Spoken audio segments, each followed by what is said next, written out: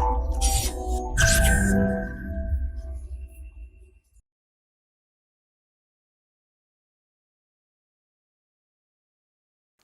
Friends, this is Gautam Pandey. Welcome to forum IAS. दोस्तों, back to school के session में फिलहाल हम आपके साथ मॉडर्न इंडिया डिस्कस कर रहे हैं और हमारे साथ है क्लास 12 की एनसीईआरटी। तो लास्ट वीडियो तक हमने आपके साथ क्लास 12 का चैप्टर 5 पार्ट 1 डिस्कस कर लिया था। उसमें हमने देखा था कैसे बैकग्राउंड देखा था 1773 का रेगुलेटिंग एक्ट हो या 1784 का एक्ट हो, उसके जो बैकग्राउंड थे वो आखिर क्यों लाना पड़ा था उसे डिस्कस किया था हमने। तो आज की वीडियो में हम थोड़ा आगे बढ़ते हैं और देखते हैं इसके हेडिंग के लेकर the structure of the government and the economics policy of the British empire in India. कब से कब तक? 1757 से लेकर 1787 तक, सॉरी 1857 तक। तो ऐसे में जो बैकग्राउंड था वो हमने देखा। अब देखते हैं आगे कैसे रेगुलेटिंग एक्ट वगैरह आता है। याद कीजिए, थोड़ा सा रिकॉल कर लेते हैं। हमने देखा था कि ब्रिटेन में एक तरफ अब सभी लोग जो ईस्ट इंडिया कंपनी थी उसकी मोनोपोली को तोड़ने के लिए प्रयास कर रहे थे। ऐसे में वहाँ के जितने भी इन्फ्लुएंस पर्सन थे वो वहाँ के पार्लियामेंट में पहुँच चुके थे और साथ ही साथ कंपनी भी अपने लोगों को पार्लियामेंट में एंटर करा चुकी थी। ऐसे में साथ ही साथ जो वहाँ के किंग थे जॉर्ज थर्ड, उनका सपोर्ट पूरी तरह से ईस्ट इंडिया कंपनी को मिला हुआ था। ये कहा जाता था कि वो इनके पैट्रॉन ही थे। ऐसे में आप समझिए कि जब किंग का सपोर्ट ही पूरी ईस्ट इंडिया कंपनी को मिला है तो ऐसे में इन्हें डिस्ट्रॉय करना या इनकी मोनोपोली को तोड़ना बिल्कुल पॉसिबल नहीं था। हुआ भी यही। हम देखें कैसे ईस्ट इंडिया कंपनी फिर से फाउट बैक करती है और वहाँ के पार्लियामेंट में अपना स्थान बनाते हुए लोगों को सेटिस्फाई करने की कोशिश करती है। देखिए होता क्या है कि ऐसे में अब जब लगता है कि ईस्ट इंडिया कंपनी को कहीं ना कहीं तो थोड़ा सेपरेट करना पड़ेगा। सेपरेट इन सेंस कि जो वहाँ के पर्टिकुलर जो इन्फ्लुएंस पर्सन हैं उन्हें खुश करने के लिए वहाँ के किंग ने डिसाइड किया कि गवर्नमेंट को थोड़ा सा ईस्ट इंडिया कंपनी पर कंट्रोल रखना पड़ेगा। कंट्रोल इन सेंस कैसे? जो बेसिक पॉलिसीज वगैरह होंगी एडमिनिस्ट्रेशन के, उन पर अब कंट्रोल किसका होगा? ब्रिटिश गवर्नमेंट का। इसके लिए देखेंगे हम 1773 का चार्टर आएगा। देखिए इसी समय क्या होता है, एट द सेम टाइम जो ईस्ट इंडिया कंपनी है उसकी मोनोपोली जो ईस्टर्न जो एरिया था, खास करके इंडिया वगैरह सभी जगह से ट्रेड की जो मोनोपोली थी उनकी बनी रही। इस कंटेक्स्ट में हमारा आगे आता है 1773 का रेगुलेटिंग एक्ट। 1773 का रेगुलेटिंग एक्ट बहुत इंपॉर्टेंट है। क्यों इंपॉर्टेंट है इतना? देखिए क्योंकि यहाँ से ही धीरे धीरे ईस्ट इंडिया कंपनी की जो मोनोपोली होगी वो धीरे धीरे खत्म होने लगी। हम बाद में देखेंगे कैसे 1833 के चार्टर तक आते आते इनकी मोनोपोली लगभग खत्म हो जाएगी। क्या क्या होता है देखिए।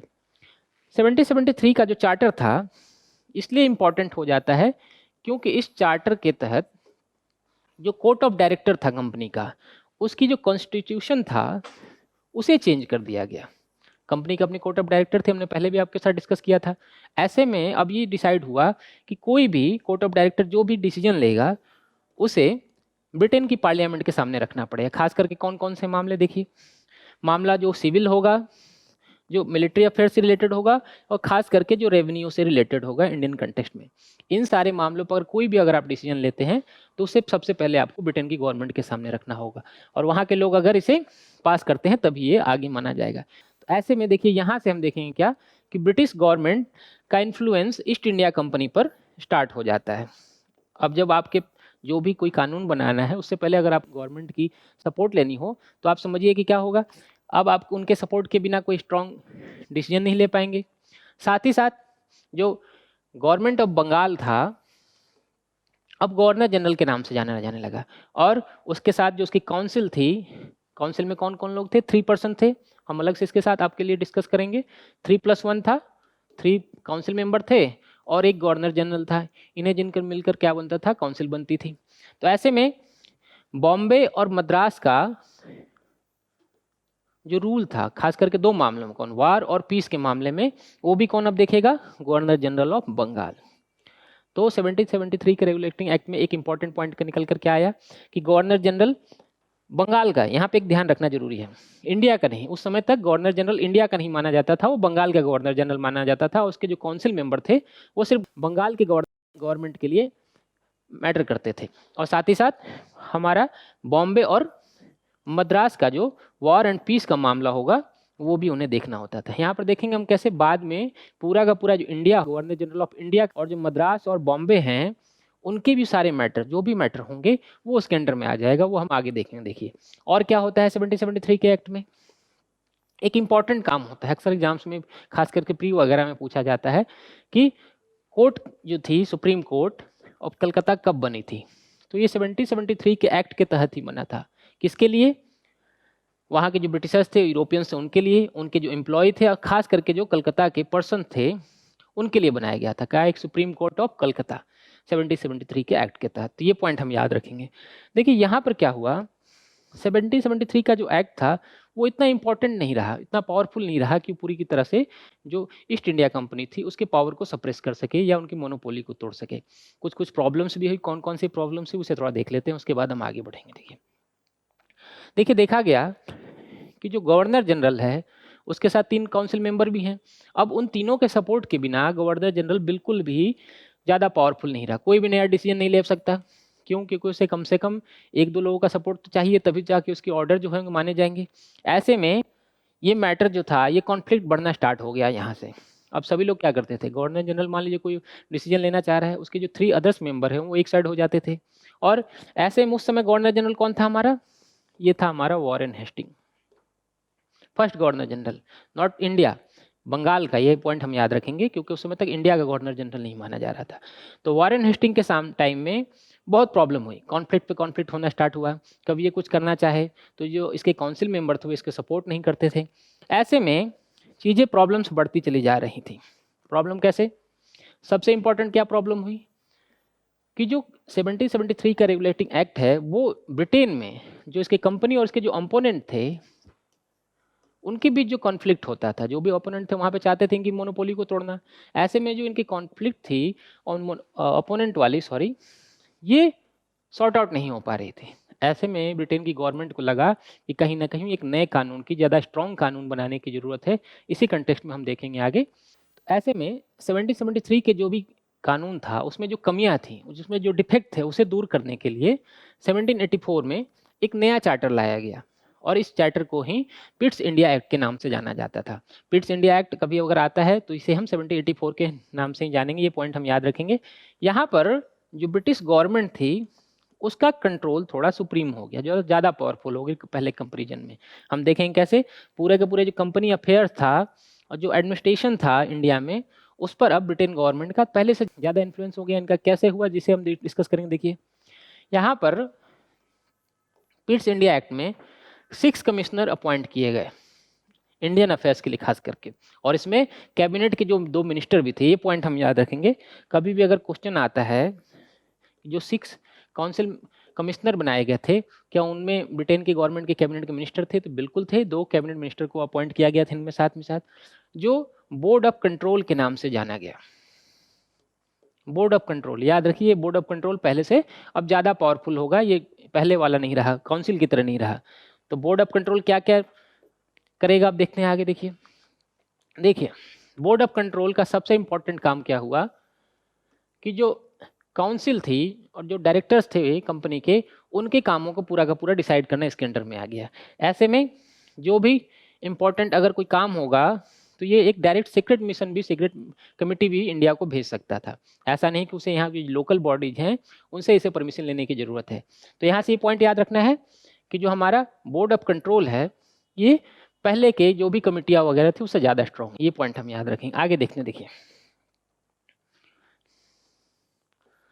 अब क्या किया गया, जो गवर्नमेंट थी इंडिया की अब गवर्नर जनरल के हैंड में दे दिया गया।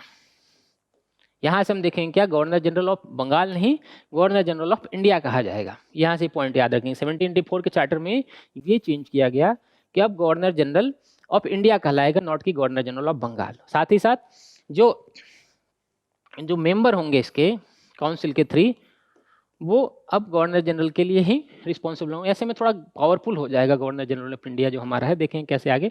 अब पूरा का पूरा जो मद्रास और बॉम्बे है वो उसके अंडर में आ जाता है। ऐसा नहीं, पहले क्या था, इनडायरेक्ट फॉर्म सिर्फ वॉर और पीस वाले मामले देखते थे, बट अब गवर्नर जनरल ऑफ इंडिया इनके जो भी वॉर होगा, डिप्लोमेसी होगी, रेवेन्यू से रिलेटेड जो भी मामले होंगे किसके, बॉम्बे और मद्रास के, वो भी अब पूरा का पूरा अंडर में। अब समझिए कि पूरा इंडिया का गवर्नर जनरल ऑफ इंडिया हो चुका है। गवर्नर जनरल ऑफ बंगाल नहीं है, ये गवर्नर जनरल ऑफ इंडिया है। ये पॉइंट हमें याद रखना है। यहाँ से आगे देखते हैं। देखिए यहाँ तक आते आते कि जो कंपनी थी वो एक इंस्ट्रूमेंट बन चुकी थी किसकी, ब्रिटेन की नेशनल पॉलिसी की। अब वहाँ के लोगों को भी इन्फ्लुएंस करने के लिए यहाँ पे नियम कानून बनाए जाते थे, क्योंकि साथ ही साथ हम देखेंगे क्या कि लोग अब इंटरफेरेंस ज़्यादा बढ़ चुका है।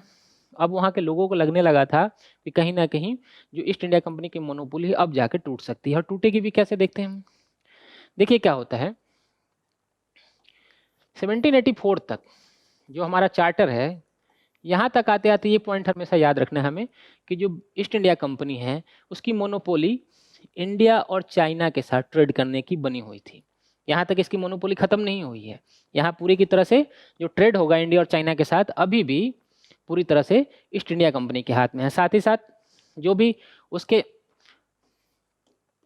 ब्रिटिश ऑफिशियल्स वगैरह हैं उन्हें अपॉइंट करने का भी पावर उनके पास है। ऐसे में आगे देखिए क्या होता है, 1784 का जो हमारा चार्टर है ये एक फ्रेमवर्क तैयार करता है। फ्रेमवर्क इन सेंस यही फ्रेमवर्क हम देखेंगे 1857 तक, जब तक 1857 का हमारा रिवॉल्ट नहीं होगा तब तक यही कैरिड फॉरवर्ड होता रहता है। कुछ छोटे मोटे चेंज आएंगे, कंपनी के पावर में कुछ कमी होती जाएगी धीरे धीरे, जैसे कि हम आगे देखेंगे 1833 का चार्टर हो या 1813 का चार्टर हो, इन दोनों में ही जो ईस्ट इंडिया कंपनी है इसकी पावर हमारी कम होती चली जाएगी। तो आगे हम देखते हैं क्या क्या नया आता है। 1786 में गवर्नर जनरल को पहले से ज़्यादा राइट दिए गए। अब उसके जो काउंसिल मेंबर थे उन्हें ओवर रूल करने का राइट गवर्नर जनरल को मिल गया। इंपॉर्टेंट अगर कोई मामला ऐसा हो जो एम्पायर के लिए, ब्रिटिश एम्पायर के लिए, ब्रिटिश एम्पायर जो इंडिया में थी उसके लिए इंपॉर्टेंट हो, तो वो जो काउंसिल मेंबर थे उनके जो जो भी सलाह होंगे उन्हें वो ओवर रूल कर सकता था। ऐसा कोई मैंडेटरी नहीं रहा कि अब उनकी जो सारी सलाहकार वो मानना उसके लिए इंपॉर्टेंट हो। आगे देखेंगे हम। देखिए 1813 के चार्टर में क्या क्या इंपॉर्टेंट होता है, क्योंकि ये पहले से ज़्यादा इंपॉर्टेंट हो जाता है। इस 1813 के चार्टर में बहुत सारे इंपॉर्टेंट काम हुए जो अक्सर एग्जाम्स में पूछे भी जाते हैं। कौन कौन से इंपॉर्टेंट काम थे उसे हम डिस्कस करते हैं। देखिए सबसे बड़ा काम क्या हुआ कि जो कंपनी की ट्रेड मोनोपोली थी इंडिया के साथ वो यहाँ पर समाप्त हो गई। अब सिर्फ और सिर्फ ईस्ट इंडिया कंपनी ही यहाँ पर ट्रेड नहीं कर पाएगी, बाकी जो ब्रिटिशर्स होंगे वो भी आकर इंडिया में ट्रेड कर पाएंगे। साथ ही साथ जो ट्रेड था टी और चाइना के साथ, हम हमेशा याद रखेंगे, हमें याद रखने की जरूरत है कि 1813 के चार्टर में चीन के साथ व्यापार और चाय का व्यापार, टी का व्यापार जो था वो समाप्त नहीं हुआ था मोनोपोली। यहाँ पर अभी मोनोपोली किसकी है, टी और ट्रेड विद चाइना में अभी भी ईस्ट इंडिया कंपनी के साथ है। ये हम देखेंगे 1833 के चार्टर में आकर खत्म हो जाएगा। आगे देखते हैं क्या होता है, इसमें कौन कौन से इंपॉर्टेंट पॉइंट है। अब यहाँ पर देखिए अभी भी जो रेवेन्यू वगैरह की बात है जो ईस्ट इंडिया कंपनी की वो भी अभी भी उसके हाथ में है। साथ ही साथ जो ऑफिशियल्स वगैरह होंगे इंडिया में अपॉइंट करने का अभी भी ईस्ट इंडिया कंपनी के हाथों में है।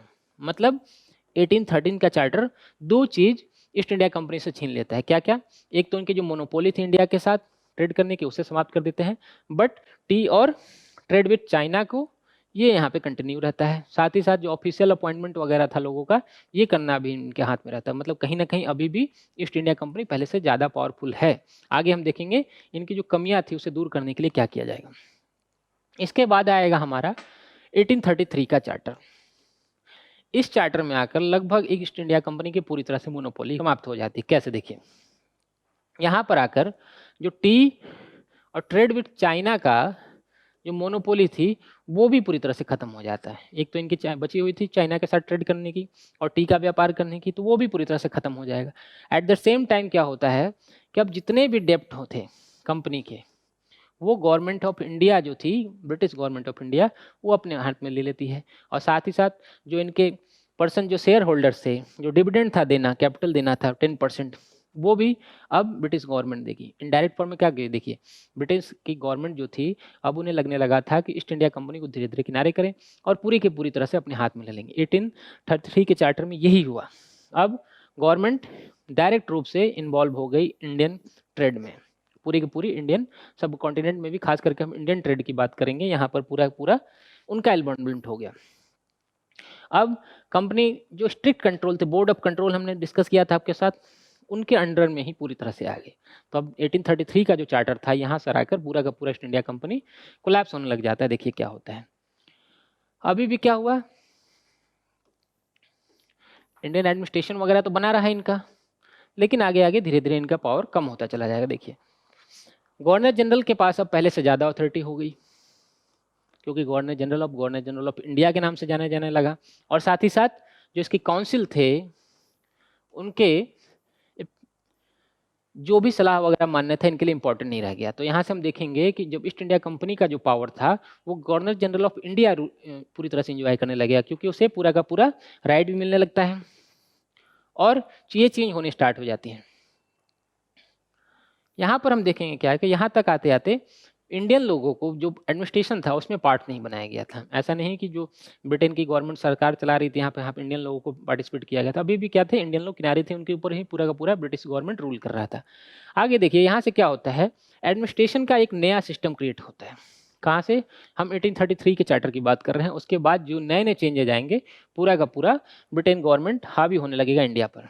अब यहाँ पर ब्रिटेन की गवर्नमेंट का क्या एम होगा, पहले जो उनका एम चला आ रहा था उस एम को फिर से ये फुलफिल करने को स्टार्ट करते हैं। जो इनका मेन एम था इकोनॉमिकली तरीके से पूरी की पूरी तरह से इंडिया को यहाँ से ड्रेन करना, पूरी की पूरी जो इकोनॉमी थी, जो पैसे थे, यहाँ से ड्रेन करके ले जाकर ब्रिटेन में ले जाना, क्योंकि वहाँ पर उन्हें पैसे की ज़रूरत थी, वहाँ रॉ मटेरियल की ज़रूरत थी। तो इन सारी चीज़ों को फुल फंड करने के लिए पूरी की पूरी तरह से स्टार्ट हो जाती है। अब हम आगे देखें क्या, जो एडमिनिस्ट्रेशन सिस्टम जो था, हमारा स्ट्रक्चर जो था एडमिनिस्ट्रेशन का, वो तो हमने देख लिया। इसके बाद जो इकोनॉमिकल पॉलिसी थी, जो कमर्शियल पॉलिसी वगैरह थी ब्रिटेन की गवर्नमेंट की, वो कैसे आगे बढ़ती है उसे डिस्कस करेंगे अगले वीडियो में।